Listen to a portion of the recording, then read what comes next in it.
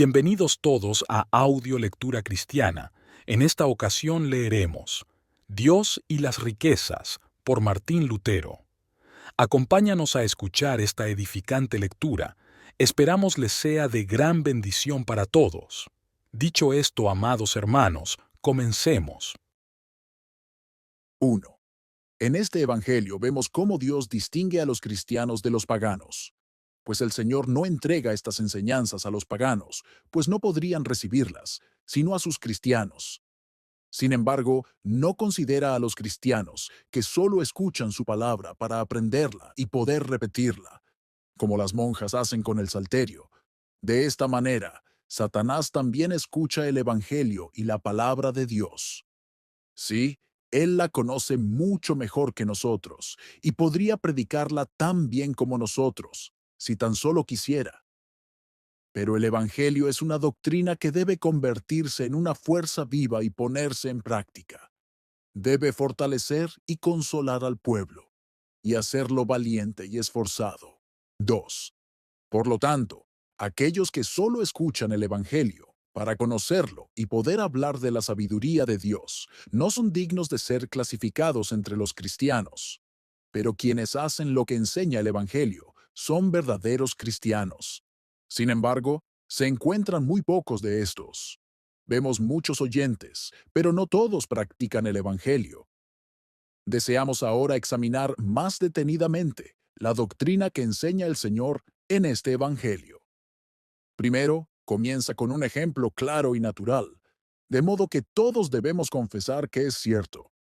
La experiencia también enseña lo mismo a todos. Dice, nadie puede servir a dos señores, porque o aborrecerá a uno y amará al otro, o se apegará a uno y despreciará al otro. 3. Ahora bien, quien intente servir a dos señores lo hará de una manera que no puede llamarse servicio en absoluto, pues ciertamente será como dice el Señor aquí. Es cierto que se puede obligar a un siervo a realizar un trabajo contra su voluntad y que éste se aflija al hacerlo, pero nadie puede obligarlo a hacerlo con alegría y sinceridad. Por supuesto, él trabaja mientras su amo está presente, pero cuando está ausente, se apresura a abandonar su tarea y no hace nada bien. Por eso, el Señor desea que nuestro servicio se realice con amor y alegría, y si no se hace así, no le sirve, pues ni siquiera a la gente le agrada que uno haga algo por ella, de mala gana. Esto es natural, y lo experimentamos a diario. Ahora bien, si entre los seres humanos nadie puede servir a dos señores, ¿cuánto más cierto es en el servicio a Dios, que nuestro servicio no puede dividirse, sino que debe hacerse solo para Dios, de buena gana y de corazón? Por eso el Señor añade, no podéis servir a Dios y a las riquezas. 4. Dios no puede permitirnos tener otro Señor fuera de Él. Es un Dios celoso, como dice, y no puede permitir que le sirvamos a Él ni a su enemigo. Solo al mío, dice, o no al mío. Contemplen ahora con qué belleza Cristo introduce el ejemplo. Nadie, dice, puede servir a dos señores, porque o aborrecerá a uno y amará al otro, o se aferrará a uno y despreciará al otro. No podéis servir a Dios y a las riquezas. Como si dijera, así como sucede aquí en las relaciones del hombre con sus semejantes, así sucede también ante Dios. 5. Encontramos muy pocos que no pecan contra el Evangelio. El Señor emite un juicio severo, y es terrible oír que dice esto de nosotros, y sin embargo, nadie confesará, sí, nadie permitirá que se diga que odiamos y despreciamos a Dios y que somos sus enemigos. Nadie, al preguntarle si ama a Dios y se aferra a Él, respondería, sí, amo a Dios. Pero vean cómo concluye el texto. Todos odiamos y despreciamos a Dios, y amamos las riquezas y nos aferramos a ellas. Pero Dios nos permite hacer esto hasta su tiempo. Él vigila el tiempo y algún día nos atacará con toda violencia, antes de que podamos cambiar de opinión. Es imposible que quien ama el oro y las posesiones terrenales y se aferra a ellas no odie a Dios. Pues Dios aquí contrasta a ambos como enemigos entre sí y concluye, Si amas y te aferras a uno de estos dos, entonces debes odiar y despreciar al otro. Por lo tanto, por muy bien y gentil que uno viva aquí en la tierra y se aferre a las riquezas, no puede ser de otra manera que odiar a Dios. Y por otro lado, quien no se aferra al oro y a los bienes terrenales, ama a Dios. Esto es ciertamente cierto. 6. Pero ¿quiénes son los que aman a Dios y no se aferran al oro y a las posesiones terrenales? Observen bien al mundo entero, incluyendo a los cristianos, y vean si desprecian el oro y las riquezas. Se requiere esfuerzo para escuchar el Evangelio y vivir conforme a él. Alabado sea Dios, tenemos el Evangelio. Nadie puede negarlo, pero ¿qué hacemos con él? Nos preocupa solo aprenderlo y conocerlo, y nada más. Creemos que basta con conocerlo, y no nos importa si alguna vez vivimos conforme a él. Sin embargo, por otro lado, uno se angustia mucho cuando deja tirado en la ventana o en la habitación $1 o $2. Sí, incluso 10 centavos, y entonces se preocupa y teme que se lo roben. Pero la misma persona puede pasar un año entero sin el Evangelio. Y tales personas aún desean ser consideradas evangélicas. 7. Aquí vemos qué y quiénes somos. Si fuéramos cristianos, despreciaríamos las riquezas y nos preocuparíamos por el Evangelio, para algún día vivir en él y demostrarlo con nuestras obras. Vemos pocos cristianos así. Por lo tanto, debemos escuchar el juicio de que despreciamos a Dios y lo odiamos por causa de las riquezas y las posesiones mundanas. ¡Ay, qué gran alabanza! Deberíamos avergonzarnos en lo más profundo de nuestro ser. No hay esperanza para nosotros. ¿En qué condición tan desfavorable nos encontramos ahora? Eso significa, creo, que nuestros nombres han sido borrados. ¡Qué niños malcriados somos! 8. Ahora el mundo no puede ocultar su incredulidad en sus pecados groseros y externos, pues veo que ama $1 más que a Cristo, más que a todos los apóstoles, incluso si ellos mismos estuvieran presentes y le predicaran. Puedo escuchar el Evangelio a diario, pero no me beneficia todos los días. Puede suceder que, si lo he escuchado un año entero, el Espíritu Santo me haya sido dado solo una hora. Ahora bien, cuando disfruté de esta hora, obtuve no solo $500, sino también las riquezas del mundo entero. Pues, ¿qué no tengo teniendo el Evangelio? Recibí a Dios, quien creó la plata y el oro, y todo lo que hay sobre la tierra. Pues adquirí el Espíritu por el cual sé que Él me guardará para siempre. Eso es mucho más que si tuviera la iglesia llena de dinero. Examinen ahora y vean si nuestro corazón no es un pícaro, lleno de maldad e incredulidad. Si yo fuera un verdadero cristiano, diría, en cuanto se recibe el Evangelio, recibo $100,000 y mucho más. Porque si poseo este tesoro, tengo todo lo que hay en el cielo y en la tierra. Pero uno debe servir solo a este tesoro, porque nadie puede servir a Dios y a las riquezas. O se debe amar a Dios y odiar el dinero, o se debe odiar a Dios y amar el dinero. Esto y nada más. 9. El maestro usa aquí el hebreo, que nosotros no usamos. Mamón significa bienes o riquezas, y aquellos que uno no necesita, pero conserva como tesoro.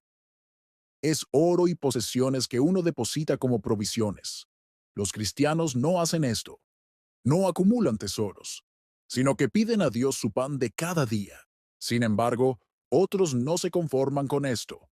Acumulan una gran reserva de la que pueden depender en caso de que nuestro Dios muera hoy o mañana, para que puedan encontrar una salida. Por eso, San Pablo dice en Efesios 5:1-33 y Colosenses 3:5 que las riquezas y la codicia son el Dios de este mundo y son idolatría. Cristo concuerda con esto y lo llama servir a Mamón. 10. Ahora bien, ¿cómo es que el Evangelio y San Pablo llaman idolatría especialmente a la codicia y no a otros pecados, siendo que la impureza, la fornicación, la lujuria, los deseos bajos, la inmoralidad y otros vicios se oponen más a Dios? Esto se hace para nuestra gran vergüenza, porque el oro es nuestro Dios, al que servimos, pues confiamos y dependemos de él, y no puede sostenernos ni salvarnos. Sí, no puede sostenerse ni caminar. No oye ni ve, no tiene fuerza ni poder. Con él no hay consuelo ni socorro, porque si alguien tuviera las riquezas del mundo entero, no estaría seguro ni un instante antes de la muerte. 11. ¿De qué le servirán sus grandes tesoros y riquezas al emperador cuando llegue la hora de la muerte y sea llamado a morir? Son un Dios vergonzoso, repugnante e impotente, incapaz de curar una llaga, ni siquiera de cuidarse a sí mismo. Allí yace en el cofre, dejando a sus devotos esperando. Hay que vigilarlo como algo indefenso, débil e impotente. El Señor que posee este Dios debe velar día y noche para que los ladrones no lo roben. Este Dios indefenso no puede ayudar a nadie. Deberías despreciar a este Dios sin vida, incapaz de ayudar en lo más mínimo, y sin embargo tan escrupuloso y preciado. Deja a sus devotos esperar con gran pompa y se protege con fuertes cofres y castillos. Su Señor debe esperar y estar ansioso a toda hora, para que no perezca en el fuego o sufra alguna desgracia. Si este tesoro o Dios consiste en ropa, entonces hay que tener cuidado y estar en guardia contra los insectos más pequeños, contra la polilla, para que no la arruinen ni la devoren. 12. Las paredes de nuestras habitaciones deberían escupirnos con desprecio, porque confiamos más en el Dios que la polilla devora y el óxido corrompe, que en el Dios que crea y da todas las cosas, sí, que tiene en su mano el cielo y la tierra y todo lo que hay en ellos. No es una locura por parte del mundo apartarse del Dios verdadero y confiar en las vilezas y bajas riquezas, en el Dios pobre y miserable, que no puede protegerse del óxido. Oh, qué vergonzoso es esto por parte del mundo. Dios visita el oro y las posesiones terrenales con diversos enemigos, para hacernos ver y confesar nuestra incredulidad y carácter impío, para que así confiemos en un Dios débil y frágil, nosotros que podríamos tan fácilmente acercarnos y aferrarnos al Dios verdadero, poderoso y fuerte, que nos da todo: dinero, bienes, frutas y todo lo que necesitamos. Sin embargo, somos tan necios y convertimos sus dones en dioses. ¡Qué vergüenza! ¡Maldita incredulidad! 13. Otros pecados nos dan un poco de placer y recibimos algún gozo de ellos, como en el caso de comer y beber. En la impureza se tiene placer por un corto tiempo. Asimismo, la ira satisface su deseo, y otros vicios aún más. Solo que en este vicio, uno debe estar incesantemente esclavizado, perseguido y martirizado, y en él nadie encuentra placer ni alegría alguna. Allí, el dinero yace sobre un montón y te ordena servirlo, a pesar de que permite que alguien saque de él un dedal lleno de vino. Llega la herrumbre y lo devora, y sin embargo, no se atreve a atacarlo por temor a enojar a su Dios.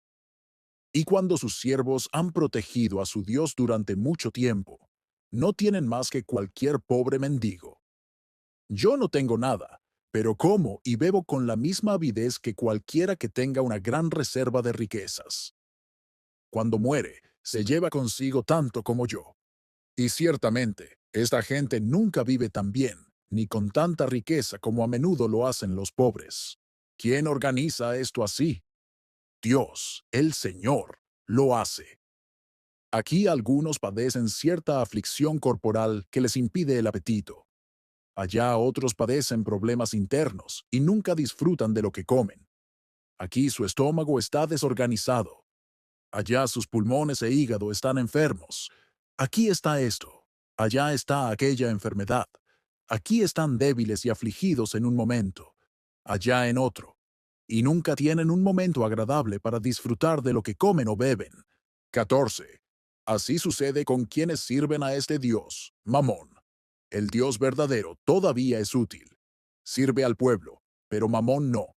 Permanece inmóvil y permite que otros lo sirvan. Y por esta razón, el Nuevo Testamento llama a la codicia idolatría. ya que así desea ser servida. Sin embargo, amar y no disfrutar bien puede afligir al diablo. Esto experimentan ahora todos quienes aman al dios Mamón y lo sirven. Quien ahora no tiene sentido de vergüenza y no se ruboriza, tiene un rostro de bronce. 15. Así sucede ahora con la palabra servir, pues no está prohibido tener dinero y posesiones, ya que no podemos vivir sin ellas. Abraham, Lot, David, Salomón y otros poseían grandes posesiones y mucho oro. Y en la actualidad hay muchas personas ricas que son piadosas a pesar de sus riquezas. Pero una cosa es tener posesiones y otra servirlas, tener mamón y convertirlo en un dios. Job también era rico, poseía grandes posesiones y era más poderoso que todos los que vivían en Oriente, como leemos en la primera parte del libro de Job. Sin embargo, dice en Job 31:1-40 y Job 24:1-25, Job 25:1-6. Si he puesto en el oro mi esperanza y he dicho al oro fino, tú eres mi confianza. Me he alegrado de que mis riquezas fueran muchas y de que mis manos hubieran adquirido mucho. 16. En resumen, es la voluntad de Dios que no sirvamos al oro ni a las riquezas, ni que nos angustie demasiado por nuestra vida, sino que trabajemos y le encomendemos nuestra ansiedad. Quien posee riquezas es señor de ellas. Quien las sirve es su esclavo y no las posee, sino que ellas lo poseen a él, pues no se atreve a usarlas cuando quiere, ni puede servir a otros con ellas, ni siquiera se atreve a tocarlas. Sin embargo, si es señor de sus riquezas, éstas le sirven a él, y él no las sirve a ellas. Entonces se atreve a usarlas, como Abraham, David, Job y otros ricos, y deposita su preocupación solo en Dios, como enseña San Pablo en 1 Corintios 7:32. Por eso, ayuda a los pobres con sus riquezas y da a los que no tienen nada. Cuando ve a una persona sin abrigo, le dice a su dinero: salgan, señores dólares. Hay un hombre pobre y desnudo que no tiene abrigo. Deben servirle. Hay un enfermo que no tiene medicina. Salgan, señores Anneberger y Joachim Staller. Apresúrense a ayudarlo. Quienes así actúan con sus riquezas son sus señores. Y todos los verdaderos cristianos sin duda lo hacen. Pero quienes ahorran montones de dinero y siempre planean aumentar su montón en lugar de disminuirlo, son siervos y esclavos de Mamón. 17. Es un siervo de Mamón, quien lo posee y lo usa para el bien de quienes lo necesitan, y deja que Dios gobierne, quien dice en Lucas 6, 38. Dad, y se os dará. Si no tenéis nada más, seguro que aún me tenéis a mí, y aún tengo suficiente. Sí, tengo más de lo que he dado, y más de lo que jamás se podrá dar. Vemos aquí y allá a muchos pobres piadosos, solo para que los ricos los ayuden y sirvan con sus riquezas. Si no lo hacen, tienen la prueba inequívoca de que odian a Dios. Aquel a quien no aterroriza la sentencia que escuchará en el día del juicio, nada puede conmoverlo, porque entonces oirá de Dios: mira, me has odiado y has amado lo que no podía protegerse del óxido y la polilla. ¡Ay! ¿Con qué firmeza te mantendrás entonces? 18. Por lo tanto, el sentido es que debemos poseer algunas posesiones, pero no debemos aferrarnos a ellas con todo nuestro corazón. Como dice el Salmo 62:1-12, Salmo 10:1-18. Si aumentan las riquezas, no pongan el corazón en ellas. Debemos trabajar, pero no debemos preocuparnos por nuestra existencia. Esto lo dice el Maestro aquí en nuestro Evangelio con palabras claras y contundentes, cuando concluye así: no os afanéis por vuestra vida, qué comeréis o qué beberéis, ni por vuestro cuerpo, qué vestiréis. 19. Y ahora usa una forma de hablar razonable y natural para concluir, diciendo que no deben preocuparse por el sustento de sus vidas, pues la razón debe concluir y aceptar que es como dice Cristo, cuando presenta el fundamento y la razón de su discurso al preguntar: ¿no es la vida más que el alimento y el cuerpo más que el vestido? 20. Como si dijera: dale la vuelta, El alimento debe servir a tu vida y no tu vida al alimento. Lo mismo ocurre con la vestimenta. La ropa debe servir al cuerpo y el cuerpo a la ropa. El mundo está tan ciego que no puede ver esto. 21. Ahora bien, debemos tener en alta estima las palabras del Señor. Él dice, no os afanéis. No dice, no trabajéis. La ansiedad está prohibida, pero no el trabajo. Sí, se nos manda y obliga a trabajar hasta que el sudor nos corra por la cara. No es el placer de Dios que el hombre ande de un lado para otro. Por eso le dice a Adán en Génesis 3:1-24, Génesis 19:1-38. Con el sudor de tu rostro comerás el pan hasta que vuelvas a la tierra, porque de ella fuiste tomado. Y como en Salmos 104:1-35, Salmos 22:1-31, Salmo 23:1-6 dice, sale el sol, sale el hombre a su labor, y a su trabajo hasta la tarde. No debemos angustiarnos, esto está prohibido, pues tenemos un Dios rico que nos promete alimento y ropa, pues Él sabe lo que nos falta antes de que nos preocupemos y empecemos a orar. 22. ¿Por qué, entonces, no nos da lo que necesitamos sin nuestro trabajo? Porque así le agrada. Nos dice que trabajemos y luego nos lo da. No por nuestro trabajo, sino por bondad y gracia.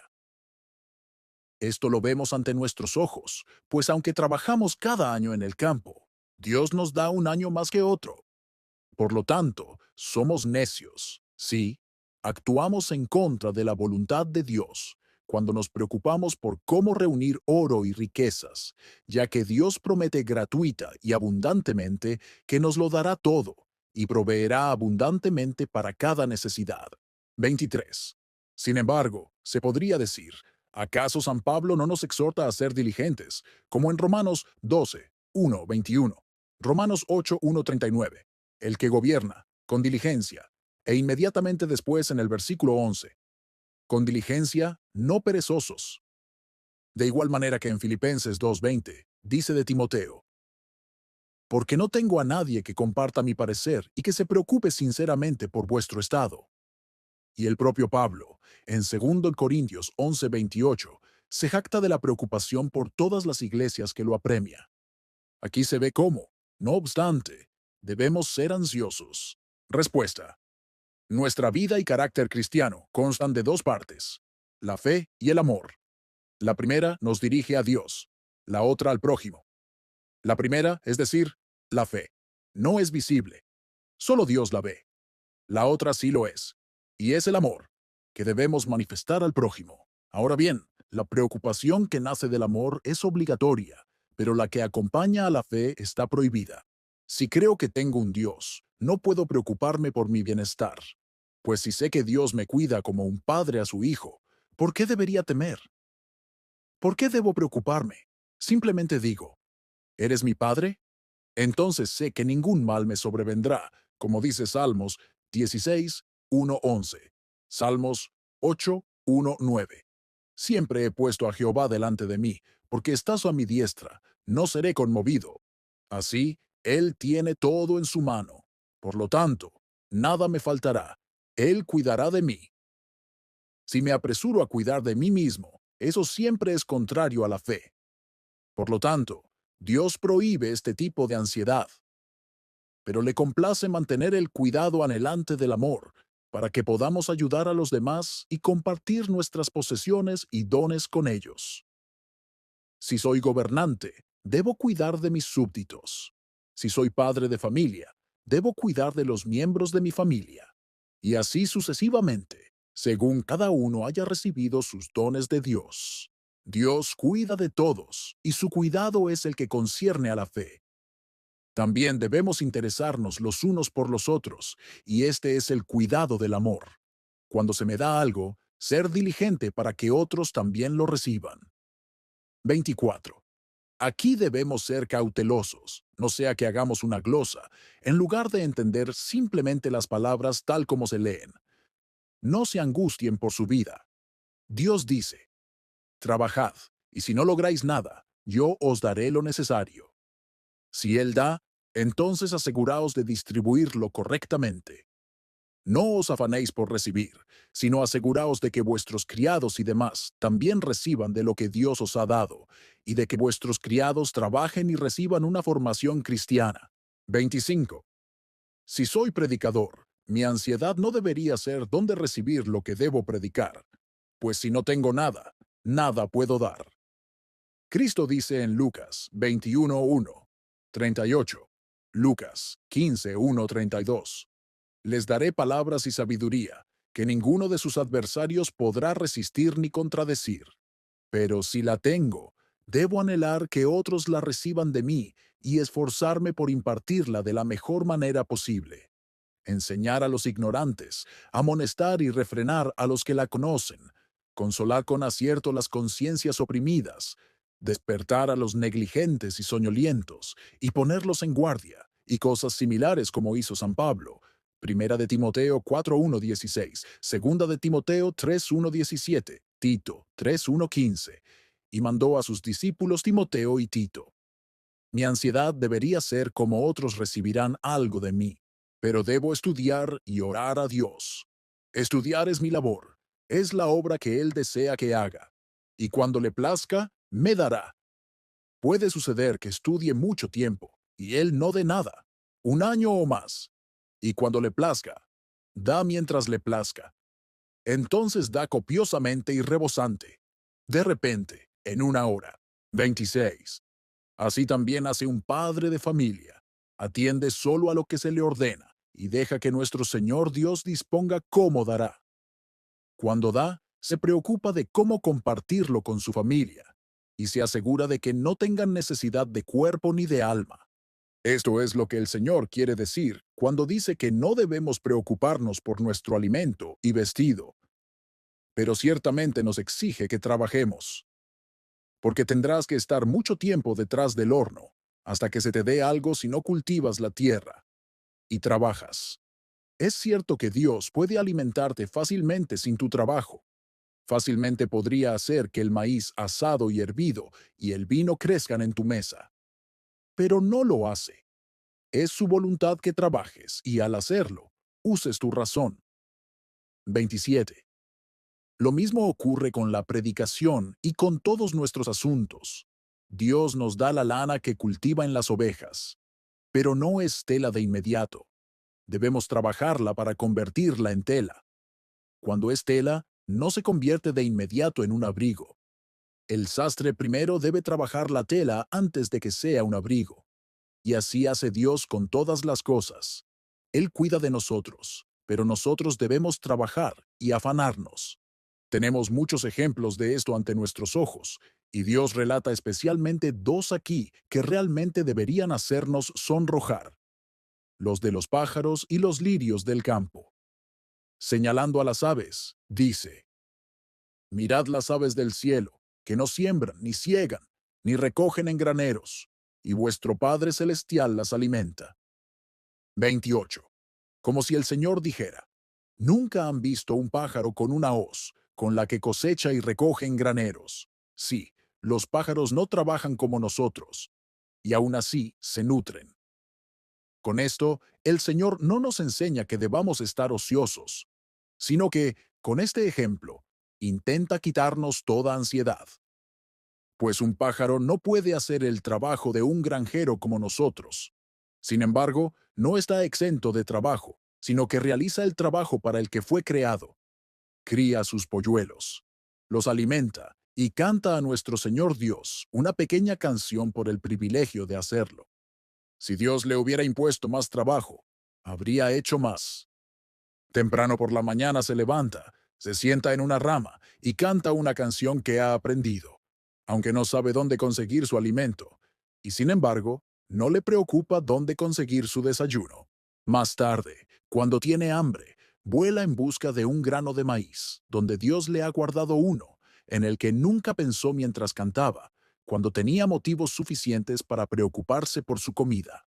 ¡Ay! Vergüenza debería darte ahora que los pajarillos sean más piadosos y creyentes que tú. Son felices y cantan con alegría, sin saber si tienen algo que comer. 29. Esta parábola se enseña constantemente, para nuestra gran y ardiente vergüenza, que no podemos hacer tanto como los pájaros. Un cristiano debería avergonzarse ante un pajarillo que conoce un arte que nunca aprendió de un maestro. Cuando en la primavera, mientras los pájaros cantan con la mayor belleza, le dices a uno, ¿cómo puedes cantar con tanta alegría si aún no tienes grano en tu granero? Se burlaría de ti. Es un ejemplo poderoso y debería realmente ofendernos y animarnos a confiar más en Dios. Por eso concluye con un pasaje penetrante y pregunta, ¿no valen ustedes mucho más que ellas? 30. ¿No es una gran vergüenza que el Señor nos haga y nos presente a las aves como nuestras maestras, para que aprendamos primero de ellas? ¡Qué vergüenza, repugnante e infame incredulidad! Las aves hacen lo que se les exige, pero nosotros no. En Génesis 1:1-31, Génesis 28:1-22, se nos manda ser señores de todas las criaturas de Dios. Y las aves son aquí nuestras señoras al enseñarnos sabiduría. Abajo la incredulidad impía. Dios nos hace necios y coloca a las aves delante de nosotros, para que sean nuestras maestras y nos gobiernen, pues solo nos muestran cómo servimos a las riquezas y abandonamos al Dios verdadero y fiel. Ahora sigue el otro ejemplo de las flores del campo, con el que el Señor nos anima a no preocuparnos por nuestra vestimenta, y dice así: ¿Y quién de vosotros, por mucho que se afane, puede añadir un codo a su vida? ¿Y por qué os afanáis por el vestido? Considerad los lirios del campo, cómo crecen. No trabajan ni hilan. Pero os digo que ni siquiera Salomón en toda su gloria se vistió como uno de ellos. Pero si Dios viste así a la hierba del campo, que hoy es y mañana se echa al horno, ¿no os vestirá mucho más a vosotros, hombres de poca fe? Y uno, es como decir, tu vida no es tuya, ni tu cuerpo lo es. No puedes alargarlo ni acortarlo un codo. Ni te preocupes por cómo vestirte. Observad las flores del campo cómo se adornan y visten, y no hacen nada para ello. Ni hilan ni trabajan, y aún así están bellamente vestidas. 32. Con esta ilustración, el Señor no quiere que dejemos de coser y trabajar, sino que trabajemos, hilemos y cosamos, sin angustiarnos ni preocuparnos. El mal que tenemos es nuestro trabajo. Si nos preocupamos, entonces hacemos como los necios, pues basta con que cada día tenga su propio mal. Me parece que esto es desdén lo que se nos ordena, que las flores se queden ahí, nos hagan sonrojar y se conviertan en nuestras maestras. Gracias, flores, a vosotras, que sois devoradas por las vacas. Dios os ha exaltado muchísimo, para que os convirtáis en nuestras maestras y amos. ¡Qué vergüenza que esta tierra nos dé! ¿Es un honor para nosotros? No lo sé. Debemos confesar aquí que la flor más insignificante que el ganado pisotea se convierta en nuestra maestra. ¿No somos buenas personas? Creo que sí. Ahora Cristo coloca junto a este al rey más rico y poderoso, Salomón, quien vestía de la manera más costosa, con púrpura y oro, cuya gloria no se comparaba con la de las flores. Primero Reyes 10:1-29. ¿No es notable que el adorno de las flores en el campo sea estimado por encima de todas las piedras preciosas, el oro y la plata? 33. Sin embargo, estamos tan ciegos que no vemos lo que Dios diseña con ello y lo que quiere decir. La flor está allí para que la veamos, nos impacta y dice, si tuvieras el adorno del mundo entero, incluso entonces no serías igual a mí, que estoy aquí, y no me preocupa en lo más mínimo de dónde viene este adorno. Sin embargo, no me preocupa eso. Aquí estoy solo y no hago nada, y aunque tú estás bellamente adornado, sigues siendo enfermizo y sirves a las riquezas impotentes. Yo, en cambio, soy fresco y hermoso, y sirvo al Dios verdadero y justo. Miren qué cosa tan repugnante y perversa es la incredulidad. 34. Estos son dos ejemplos magníficos y poderosos de las aves y los lirios. Las aves nos enseñan una lección sobre nuestro alimento diario. las flores sobre nuestra vestimenta. Y en todo el Nuevo Testamento, nuestra vergüenza no se revela ni se expone tan claramente como en este Evangelio. Pero son pocos los que la comprenden. A partir de estos ejemplos y parábolas, el Señor concluye y dice: Así que no os afanéis, diciendo, ¿qué comeremos? ¿O qué beberemos? ¿O con qué nos vestiremos? Porque los gentiles buscan todas estas cosas, pues vuestro Padre Celestial sabe que tenéis necesidad de todas ellas. Buscad primero su reino y su justicia, y todas estas cosas os serán añadidas. Así que no os afanéis por el día de mañana, porque el día de mañana traerá su propia preocupación. A cada día le basta su propio mal. 35. Ahora bien, la conclusión de este evangelio es: los cristianos no deben preocuparse por lo que van a comer. Dios provee para ellos antes de que piensen en su necesidad, pero deben trabajar como se les ha ordenado. Pero hablar del reino de Dios y su justicia requeriría demasiado tiempo. Ya habéis oído hablar de ellos a menudo si habéis estado atentos. Con esto basta del Evangelio de hoy. Que Dios nos conceda la gracia para que algún día podamos incluso ponerlo en práctica. Que el Evangelio no permanezca solo en nuestros oídos y en nuestras lenguas, sino que entre en nuestros corazones y brote renovado en obras de amor. Amén. Muchas gracias por escuchar Audio Lectura Cristiana. Que el Señor les bendiga, amados hermanos. Hasta la próxima.